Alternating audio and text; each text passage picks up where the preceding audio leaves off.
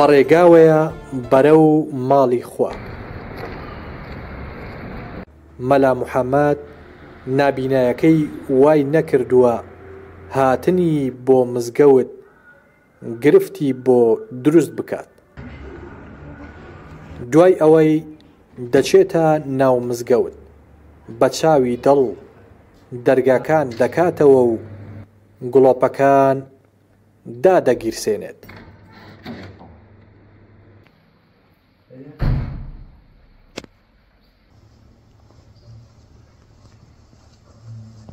دواتر لە ڕێگای مۆبایلەکەیەوە گوێبیستی کاتی بانگدان دەبێت.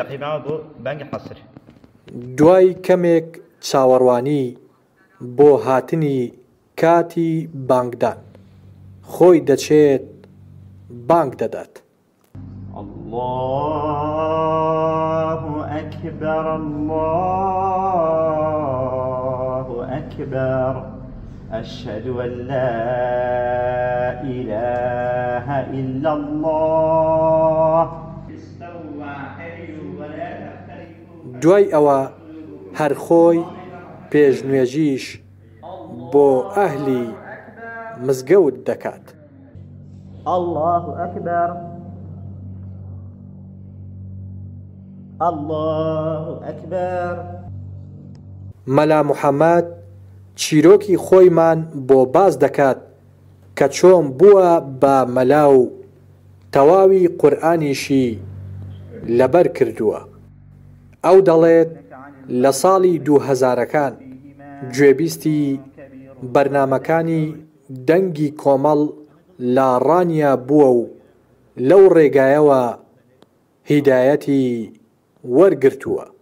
وەک خۆی دەڵێت چەند کاسێتێکی گۆرانی هەبووە فڕێی داوە و دەستی بە نوێشکردن کردووە و چووە بۆ مزگەوت. سەرەتا باسی هیدایەتەکەم بکەین.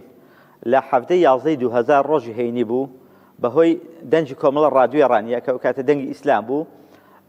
لەو ڕۆژەوە هیدایەتم وەرگرت.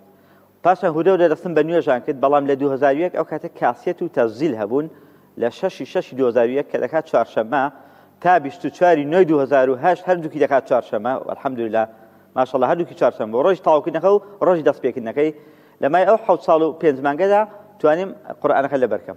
کاک شێخاودین یادی بەخێر و لێرەوە ڕێز سڵاو بۆی هەیە بەرنامەی ئاوردانەوەی لە ڕووناکەی پێشکەش دەکرد. باسی ئەو دوو سەحابەیە کرد کە خوبەیب و زەید کە گیرا بوون زۆر تەئسیری تێکردم.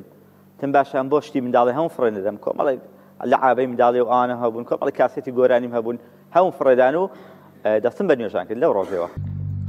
سل بني إسرائيل كم آتيناهم من آية بينة. مەلا موحەممەد هەر بەوە نەوەستاوە کە بووە بە مەلا و بەخۆبەخش پێشنوێژی لە یەکێک لە مزگەوتەکانی حاجیاوا دەکات. لە ڕێگای گوێگرتن بە کاسێت و تەسجیل قورئانی لەبەر کردووە و ئێستاش هەوڵی ئەوە دەدات فەرموودەکانی ئیمامی بوخاری لەبەر بکات. ئێستا لە خزمەت بوخاریدام دوای قورئانەکە دەمەوێت حەدیثەکان و فەرموودەکانی پێغەمبەر عەلەیهی سەلام لەبەر بکەم. ئەوەش ئەوەمان پێ دەڵێت کە عیلم قەت تەواو نابێ. ئەو نابیناشم لە سگمانگیەوە بۆ و دەیان جار هەوڵی نەشتەرگەریشم داوە.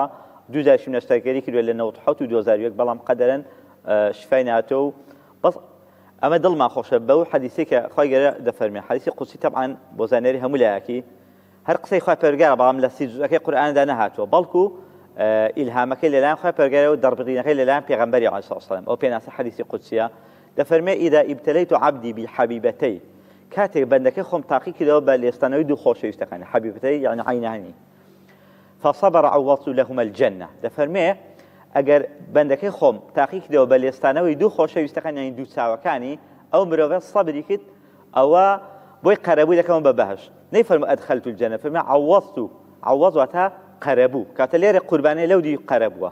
بۆ دەرسەکان داتم ئەو تەرتیب و ڕێکخستنی بۆ دەکردم. مەلا موحەممەد دەڵێت هاوسەرەکەی هاوکاری زۆری دەکات لە کاری ڕۆژانەیدا و بەدەم خەندەیەکی شەوە دەڵێت ڕەنگە دواییش پێی بڵێن ئۆمەر. زۆر جارێکە بۆ دەرسەکان داتم ئەو تەرتیب و ڕێکخستنی بۆ دەکردم. ئەو خولەی مامۆستا عەبدولباقی ئەو بەڕەحمەت بێ کردبوومانەوە 3 ساڵ بوو، هەموو جار ئەو تەرتیبی دەکردم، واتە پشتێن و شەددە و ئانێ بۆ دەبەستم، جلوبەرگی و تی بۆ وتو دەکردم و ئەبۆ شێوەی. وەڵا پێغەمبەر صلی الله علیه و خەیرکم خەیرکم لئەهلی، باشترین کەس ئەوەیە کە بۆ هاوسەری خۆی باش بێ. بەڵام لە کۆمەڵگەی خۆماندا بەداخ و پەژارێکی زۆرەوە کەسێک کە هاوکاری هاوسەری خۆی بکە پێی دەڵێن ئۆمەر. دا بۆ زانیاریتن ئەو شە جنێودانە بە ئیمامی عومەر، ئەوە قسێکی شیعەکانە، بەس موسڵمانی بەستەزمان لەگەڵ ڕێزمدا تووتی ئاسا هەر دێڵێتەوە.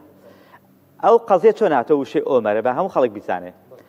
کات خۆی کابراک هەبووە لە هاوسەرەکەی خۆی زۆر بێزار بوو، ویستویەتی سێشکال لای ئیمامی عومەر بکە، کە دەچێ ئیمامی عومەر و هاوسەرشی قەدەرن لەو کاتەدا کێشێک کەوتێتە مابەینیان، بەڵام خلاف نەگەشتۆتە دڵیان، هەر سەرزارەتی لێک تووڕەن.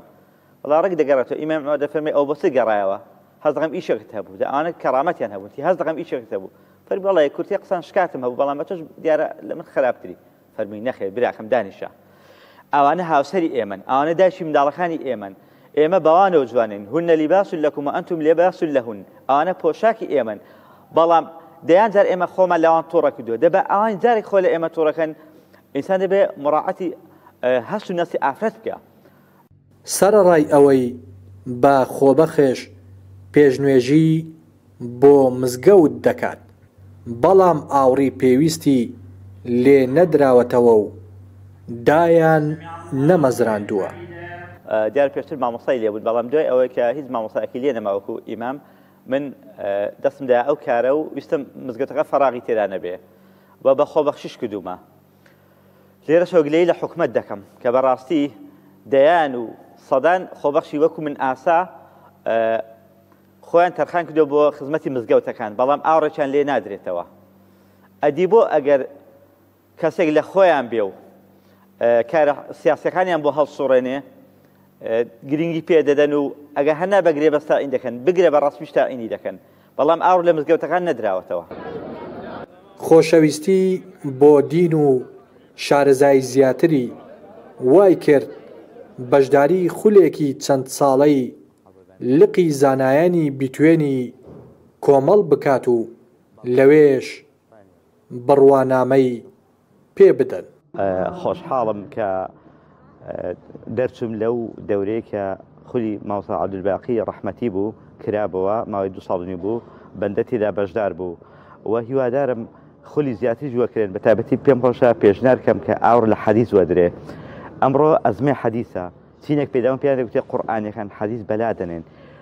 ئینسان ئێستا بێ بە شەخص خۆم لە ماڵە لە خزمەت بوخاریدام بە میمۆری